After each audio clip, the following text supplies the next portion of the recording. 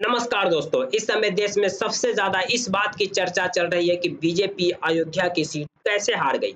जिस अयोध्या और राम मंदिर के नाम पर बीजेपी ने पूरा 2024 का चुनाव कैंपेन किया था, इसी अयोध्या और राम मंदिर के नाम पर बीजेपी ने 400 के पार के नारे दिए थे। उसी अयोध्या में बीजेपी को हार का सामना करना। प्रधानमंत्री मोदी समेत बीजेपी के कई दिग्गज नेताओं के भाषणों में आपने राम मंदिर और अयोध्या डेवलपमेंट जैसी बात सुने होंगे। इन सारे भाषणों के बावजूद अयोध्या में बीजेपी को हार का सामना करना। जब हमने ये जानने की कोशिश की कि अयोध्या में बीजेपी को क्यों हार का सामना करना पड़ा, तो इसके पीछे कई कारण निकल कर आए।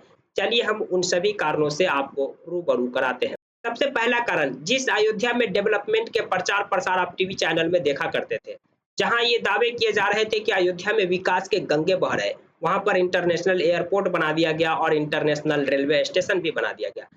उसी अयोध्या में ये सब डेवलपमेंट करने के लिए, यानी कहने का मतलब कि बड़े-बड़े पोर्ट बनाने के लिए, बड़े रेलवे स्टेशन बनाने के लिए, बड़े हाईवे बनाने के लिए और भी कई तरह के डेवलपमेंट वर्क करने के लिए सरकार जो लोगों के ज़मीन का अधिग्रहण किए, तो लोगों का कहना है कि उन्हें सही मुआवज़ा नहीं दिया गया, जिसके कारण सरकार के प्रति लोगों की नाराज़गी देखने को मिली और इस नाराज़गी का नतीजा 2024 के लोकसभा चुनाव में उन्हें भुगतना पड़ा।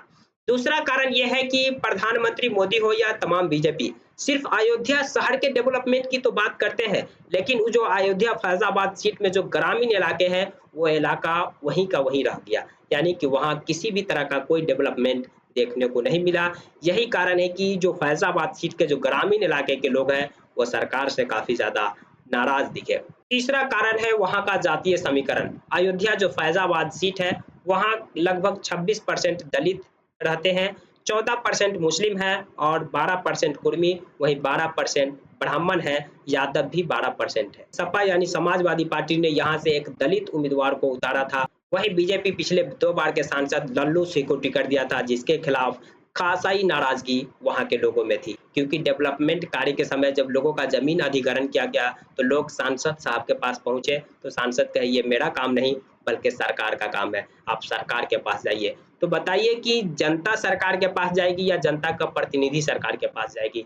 इन्हीं नाराज़गी और जातीय समीकरण के कारण अयोध्या में बीजेपी को हार का सामना करना पड़ा। जिस अयोध्या और राम मंदिर के नाम पर बीजेपी ने पूरे देश में चुनावी कैंपेन किए, पूरे देश में वोट माँगे और 400 के पार का नारा दिए, उसी अयोध्या में बीजेपी जाति समीकरण और वहाँ के लोगों के नाराज़गी को सही से नहीं समझ पाई।